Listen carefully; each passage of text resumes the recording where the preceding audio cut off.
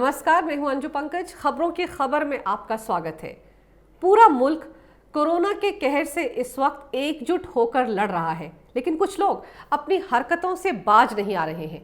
मोदी विरोधी गैंग ने यह तय कर लिया है कि इस मुसीबत के दौरान भी अफवाह फैलाने का एजेंडा नहीं छोड़ेंगे। ये लोग राजनीतिक विरोध करते करते देश के खिलाफ तो पहले से ही बोलते आ रहे हैं, लेकिन अब ये लोग देश की जनता की जान लेने पर भी आमादा हैं।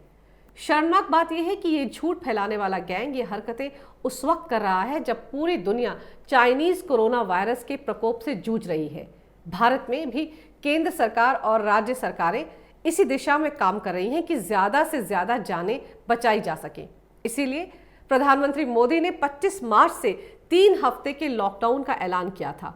उन्होंने देश की आर्थिक उन्नति के बारे में भी एक बार नहीं सोचा, सिर्फ और सिर्फ देशवासियों की जान को बचाने को तरजीह दी।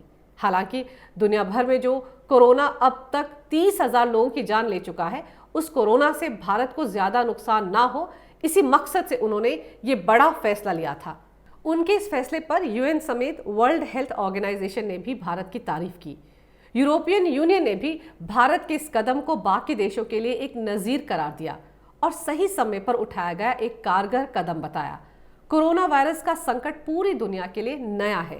इसके मरीजों का इलाज कैसे हो, कौन सी दवा इसके लिए दी जाए, कैसे लोगों को इसके संक्रमण से रोका जाए, फिलहाल हर तरफ इसी कवायद पर काम हो रहा है।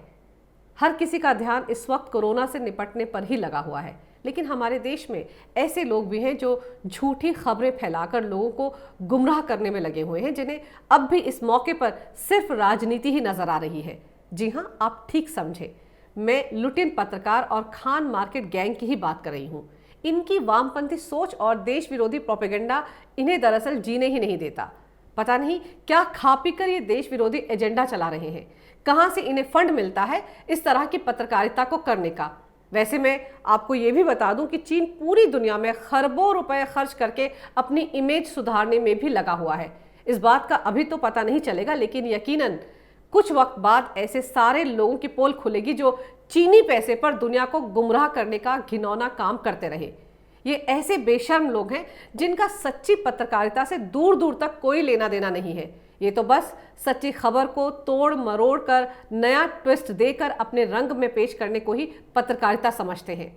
अभी कुछ दिन पहले वामपंथी विचारधारा वाले ऑल्ट न्यूज ने तो कमाल ही कर दिया। उन्होंने लिखा कि अस्पताल में डॉक्टर्स के पास ना तो मास्क है, ना ही रोगियों के लिए पर्याप्त व्यवस्था की गई है। मैं आपको ये ट्वीट जरूर दिखाती, लेकिन बाद में इस न्यूज एजेंसी ने खुद ही ये ट्विटर अकाउंट डिलीट कर दिया। जरा सोचिए, इस तरह के ट्वीट करने का आखिर मकसद क्या है और मतलब क्या है। ये हम सब जानते हैं कि ये हालात हम सब के लिए नए हैं। सरकार हर कदम पर एक नई लड़ाई लड़ रही है। लॉकडाउन के साथ होने वाली हर दिक्कत को दूर करने में हर कोई लगा हुआ है। हर कोई मुश्किल की इस घड़ी में हर तरह से सरकार की मदद करने की कोशिश कर रहा है। हर हिंदुस्तानी छोटे से छोटा योगदान देकर देश के प्रति इस घड़ी में अपना फर्ज अदा करने की कोशिश में लगा हुआ है। ऐसी फर्जी न्यूज एजेंसियों को कम से कम इस वक्त तो दिमाग से काम लेना चाहिए। इस वक्त तो रायता फैलाने से बचना चाहिए। अब कौन समझाएगा इन्हें कि भाई जान रहेगी तो रायता फैलाने के कई और मौके मिलेंगे, पहले अपनी जान तो बचाओ। नहीं मन है पत्रकारिता करने का तो ना करें, घर के अंदर ही बैठो चैन से। अब घर में बैठकर कम से कम झूठी खबरें तो नहीं फैलाएं, वो भी फर्जी अकाउंट बनाकर। ऐसा फर्जी खेल करने की आखिर जरूरत ही क्या है। मजेदार तो यह है कि इस खेल में ऑल्ट न्यूज अकेला नहीं है। उसी की तरह सरकार और व्यवस्था के खिलाफ नेगेटिव नैरेटिव चलाने वाले द क्विंट ने भी फर्जीवाड़े की सारी हदें पार कर दी। हालांकि द क्विंट का चाल चलन हमेशा से विवाद खड़े करने वाला ही रहा है। इनका एजेंडा ही सरकार विरोधी है, लेकिन इस बार तो इन लोगों ने झूठ का ऐसा जाल फैलाया कि अपने एजेंडे को चलाने के लिए एक इंजीनियर को डॉक्टर बना डाला और फिर कोरोना को लेकर उसके विचारों को अपने हिसाब से पेश करके एक नया प्रोपेगेंडा खड़ा करने की कोशिश की। अभी 2 दिन पहले द क्विंट ने कोरोना के सिलसिले में एक डॉक्टर गिरिधर ज्ञानी का एक इंटरव्यू अपने वेबसाइट पर छापा, जिसमें दावा किया गया कि डॉक्टर ज्ञानी कोरोना के खिलाफ तैयार की गई टास्क फोर्स के संयोजक थे। और तो और इस डॉक्टर ज्ञानी ने 24 मार्च को प्रधानमंत्री नरेंद्र मोदी की अध्यक्षता में प्रमुख डॉक्टरों और स्वास्थ्य सेवा से जुड़े लोगों की बैठक में भी हिस्सा लिया था। इतना ही नहीं, लुटिन पत्रकारों का ये खेल यही नहीं रुका। इन लोगों ने इस इंटरव्यू में ये बात जोर शोर से पेश की कि डॉक्टर ज्ञानी वो एकमात्र डॉक्टर हैं जिन्होंने खुलासा किया था कि भारत कोरोना वायरस के संक्रमण की 3rd स्टेज में पहुंच चुका है, यानी कम्युनिटी ट्रांसफर की स्टेज में भारत पहुंच चुका है। इस डॉक्टर ज्ञानी के जरिए द क्विंट के होनहार वामपंथी मौकापरस्त अवॉर्डी पत्रकारों ने दिखा दिया कि वो घटियापन में किस स्तर तक जा सकते हैं। इसी इंटरव्यू के जरिए एक तरफ तो सरकार को घेरा, साथ ही ये दावा भी किया कि कोरोना वायरस के लिए हो रही जांच में सरकार अब भी पुरानी कठोर नीति का ही पालन कर रही है।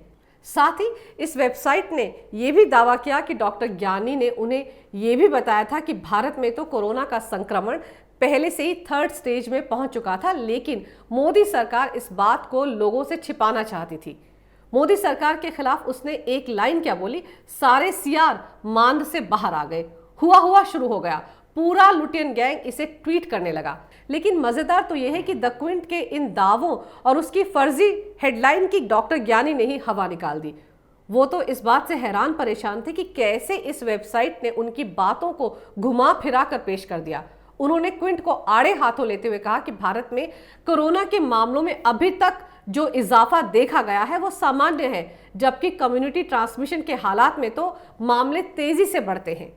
ताज्जुब तो इस बात का है कि जिस डॉक्टर ज्ञानी को क्विंट ने डॉक्टर बताया है वो दरअसल डॉक्टर है ही नहीं। Association of health care providers के संस्थापक तो हैं डॉक्टर गिरधर ज्ञानी, लेकिन वो डॉक्टर नहीं है बल्कि एक क्वालिटी मैनेजमेंट इंजीनियर हैं जिन्होंने बाद में PhD की डिग्री हासिल की और तब उनके नाम के आगे डॉक्टर लगा। जब वो एक मेडिकल डॉक्टर है ही नहीं तो फिर वो किसी महामारी के बारे में इतना ज्ञान कैसे दे सकते हैं। अब कोई द क्विंट जैसे खान मार्केट गैंग से ये भी नहीं पूछ सकता कि काहे इस टुकड़े टुकड़े गैंग पत्रकार पूनम अग्रवाल को इतने संवेदनशील मसले पर रिपोर्टिंग के लिए भेजा। वहां ये सवाल किससे पूछा जाए, ये भी तो मसला है। अरे वहां तो आवा का आवा ऊत है, एक से बढ़कर एक होनहार अवार्डी पत्रकार बैठे हैं जो सेट एजेंडे से जरा भी दाएं बाएं नहीं होते। झूठ और फरेब का ये खेल यहीं पर खत्म नहीं हुआ। पूनम अग्रवाल ने अपने इंटरव्यू में जो सबसे बड़ा झूठ बोला था कि डॉक्टर ज्ञानी उस टास्क फोर्स का हिस्सा थे जिसे प्रधानमंत्री मोदी ने संबोधित किया था, ये दावा भी क्विंट का फर्जी साबित हुआ। खास बात तो यह है कि जिस कोविड-19 हॉस्पिटल के लिए टास्क फोर्स का दावा क्विंट ने किया था, वैसी किसी भी टास्क फोर्स का जिक्र किसी और सरकारी वेबसाइट पर कहीं नहीं था। हालांकि द क्विंट के इस झूठ के पुलिंदे पर ICMR ने यह जरूर कहा कि एक कोविड-19 टास्क फोर्स का गठन किया गया है, लेकिन वो स्वास्थ्य विशेषज्ञों की एक उच्च स्तरीय कमेटी है। उसका कोविड-19 अस्पताल जैसी किसी भी कमेटी से कोई लेना देना नहीं है। साथ ही ICMR ने नीति आयोग के सहयोग से डॉक्टर्स और एक्सपर्ट्स की जिस कमेटी का गठन किया है उसमें किसी भी डॉक्टर ज्ञानी का नाम शामिल नहीं है।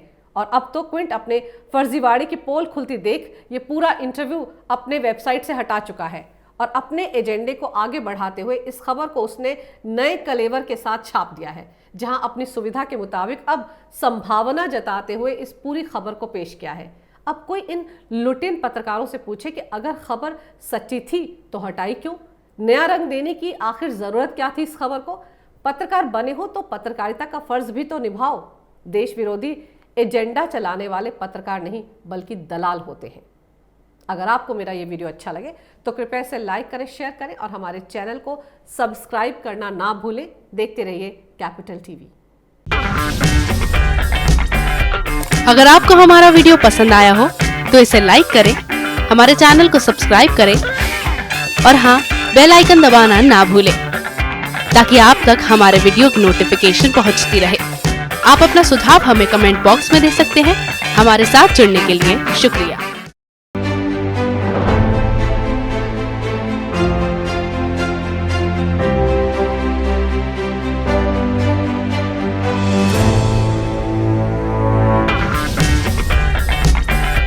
अगर आपको हमारा वीडियो पसंद आया हो तो इसे लाइक करें, हमारे चैनल को सब्सक्राइब करें और हाँ, बेल आइकन दबाना ना भूलें ताकि आप तक हमारे वीडियो की नोटिफिकेशन पहुंचती रहे।